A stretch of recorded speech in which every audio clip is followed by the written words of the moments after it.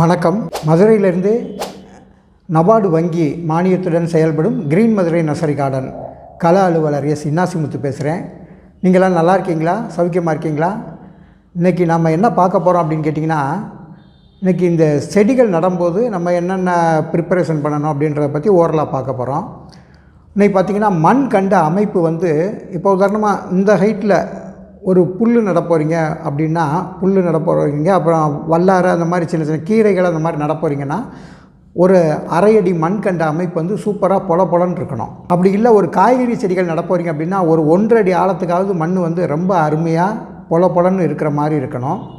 பெரிய மரங்கள் அந்த மாதிரி நடப்போகிறீங்க, இப்போ உதாரணமாக தென்னை மரம் அந்த மாதிரிலாம் நடப்போகிறீங்கன்னா, அட்லீஸ்ட் ஒரு 4க்கு 4 அடி குழி எடுக்கிற அளவுக்கு உள்ளே மண் நல்லா பொலப்பாக இருக்கணும். இப்போ இதெல்லாம் தெரிஞ்சுக்கிறதுக்கு முன்னாடி நம்ம என்ன பண்ணோம்னா, இந்த உலகத்தில் பிறந்த ஒவ்வொரு உயிர்களுக்கும் ஒவ்வொரு செடிகளுக்கும் ஒரு வாழ்நாள் இருக்குது. அந்த வாழ்நாளை தாண்டி எந்த செடிகளுமே இந்த உலகத்தில் இருக்கிறதுக்கான வாய்ப்பு இல்லை.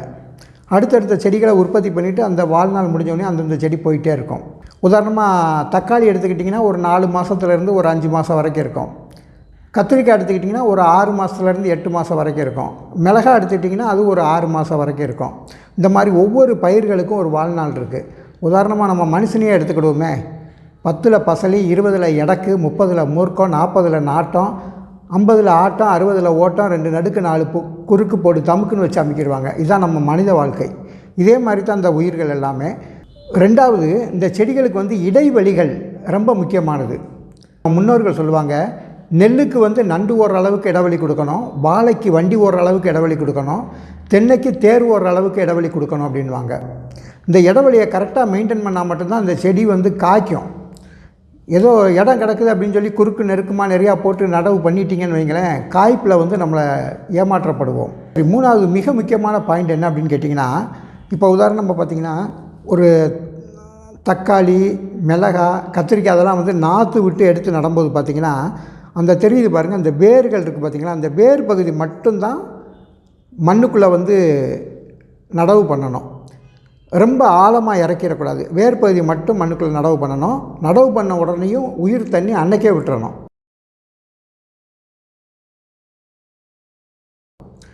அப்படி தண்ணி விட்டுட்டு அடுத்த நாள் தண்ணி விடக்கூடாது. 3வது நாள் தண்ணி விடணும். எதுக்காகன்னா, விடுற தண்ணி இது உயிரை காப்பாற்றிக்கிறதுக்கு.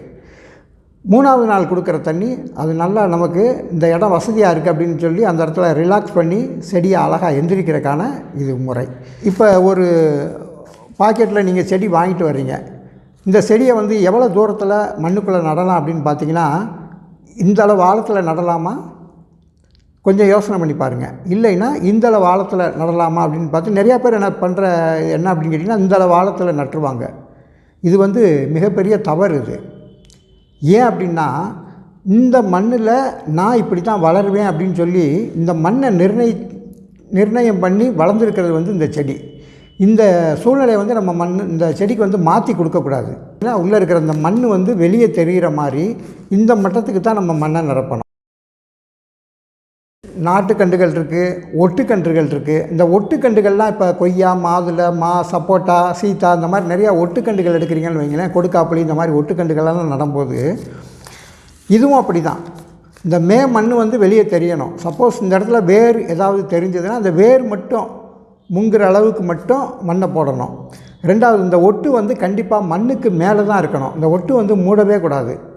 எந்த காரணத்தை கொண்டு மூடக்கூடாது. இது வரைக்கும் இந்த ஒட்டு சேர்த்த இடம் தனியாக தெரியுது பாருங்கள். இந்த ஒட்டுக்கு ஒரு அரை அடிக்கு கீழே வரைக்கும் இந்த இடத்துல எந்த செடியுமே முளைக்க விடக்கூடாது. முளைச்சா அதை கிள்ளி விட்டுறணும்.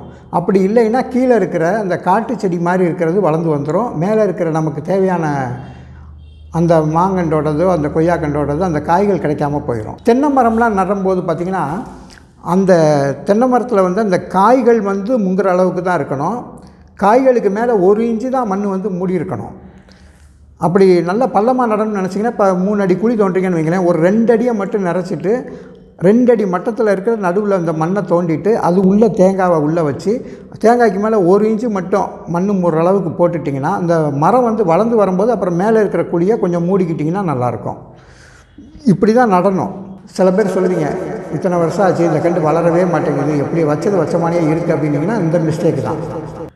இத்துடன் உங்களுக்கு நிறைவு செய்கிறேன். நன்றி.